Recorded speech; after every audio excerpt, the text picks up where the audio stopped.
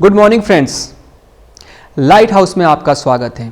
Light house एक ऐसा show है जिसमें हम कहानियाँ सुनते हैं। लाइट हाउस में ढेरों कहानियाँ हैं आपके लिए, लाइफ के बारे में, सक्सेस के बारे में, भगवान के बारे में, डेस्टिनी के बारे में। हमारे पास बहुत सारे कहानियाँ हैं और लाइट हाउस हमें कहानियों के द्वारा हमारे लाइफ में, हमारे एफर्ट में और हमें डायरेक्शन देता है।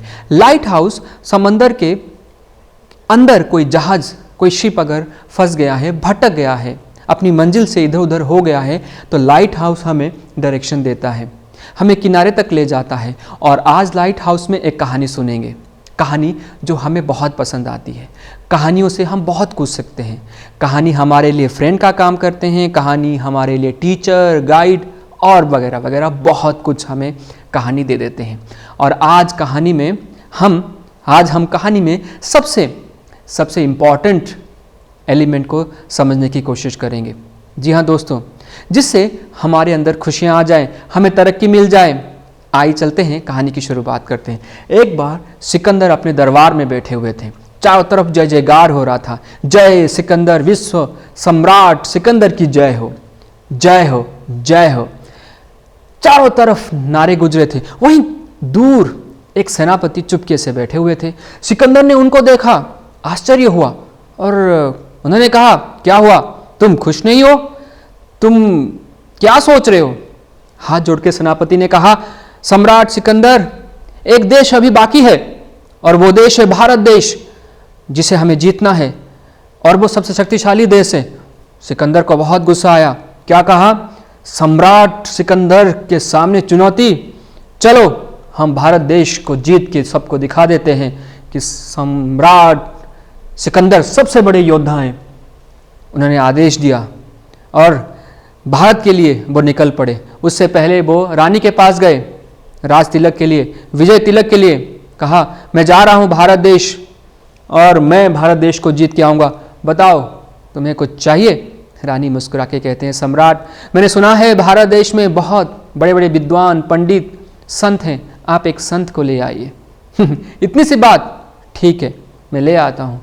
सिकंदर आए, भारत देश आके भारत को पराजित किया और वो अपने देश लौटने लगे। तो उनको याद आया, अरे रानी ने मुझे कुछ मांगा था, कुछ कहा था लाने के लिए। तभी उनकी नज़र पड़ी नदी के किनारे पे एक पेड़ के नीचे एक संत अपनी ध्यान मुद्रा में बैठे हुए, प्रफुल्लित, शांत। संत को देख के उनको लगा कि हाँ ये सही है, इनको ले चलता हूँ। सेनापति जाओ और उनको कह दो कि सम्राट सिकंदर ने कहा है कि साथ चलना है। सेनापति जी करके वो पहुँचते हैं और कहते हैं कि हमने आपके देश को जीता है, आप गुलाम हो, आप चलो हमारे साथ, हम आपको ले चलेंगे। लेकिन संत के चेहरे पे कोई रिएक्शन नहीं था। वो बिल्कुल शांत बैठे हुए थे। 2-3 बार कहने के बाद भी उनके चेहरे पे कोई असर नहीं आया। ये बड़ा आश्चर्य हुए और वो सिकंदर के पास पहुंच के उन्होंने सब कुछ सुनाया। सिकंदर को बहुत गुस्सा आया, तलवार निकाला और पहुंचे। हे संत, क्या तुम्हें सुनाई नहीं देता कि मैं हूं सिकंदर, चलो मेरे साथ? फिर भी कोई असर नहीं। संत बड़े शांत बैठे हुए। दोबारा से सिकंदर ने कहा, तुम चलो मेरे साथ, मैं सिकंदर तुम्हें ऑर्डर दे रहा हूं, आज्ञा दे रहा हूं, आदेश दे रहा हूं, ये मेरा हुक्म है। लेकिन ये क्या? संत बिल्कुल भी विचलित नहीं है। सिकंदर को बहुत गुस्सा आया। उन्होंने कहा, मैं तुम्हें अभी इसी वक्त मौत के घाट उतार सकता हूं, मैं सिकंदर हूं। तलवार निकाला, बहुत गुस्से में आके उन्होंने तलवार लगा दी। तभी संत ने आंख खोल के कहा, हे सिकंदर, तुमने विश्व को जीता है, तुम सम्राट हो सकते हो, लेकिन जरा देखो तुम किसके दास हो अभी, तुम किसके गुलाम हो अभी?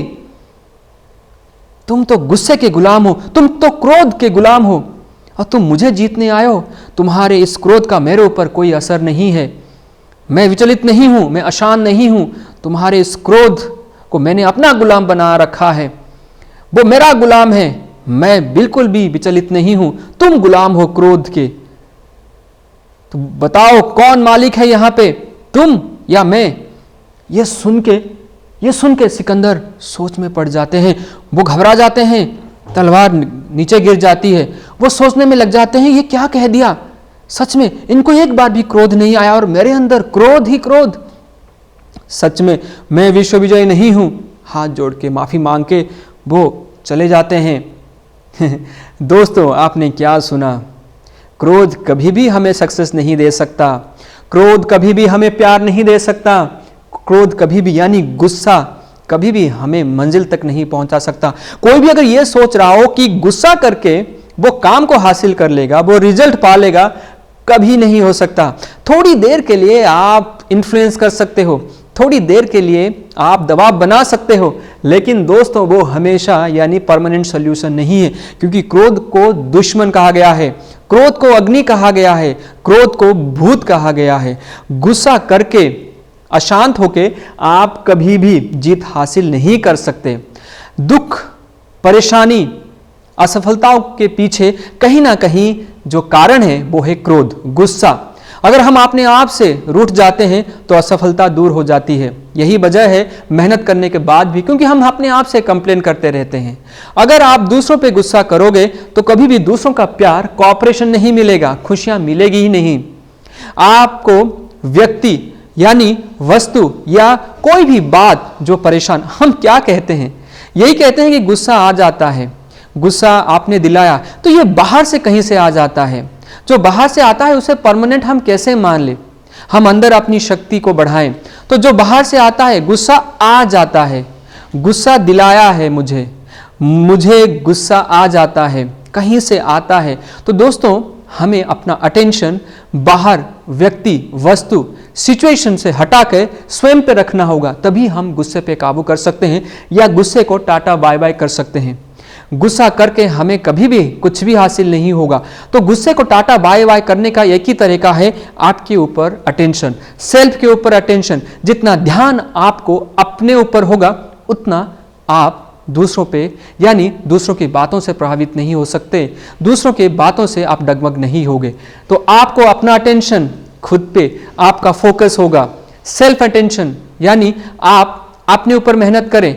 दूसरा क्या कहता है बातों में मत जाइए, व्यक्ति क्या कह रहा है परिस्थितियों में मत जाइए, अपने ऊपर अटेंशन रखिए, तो गुस्सा आपसे भाग जाएगा, खुशियां ही खुशियां मिलेगी, क्योंकि ये सबसे बड़ा दुश्मन है और इसी दुश्मन को ही भगाना है।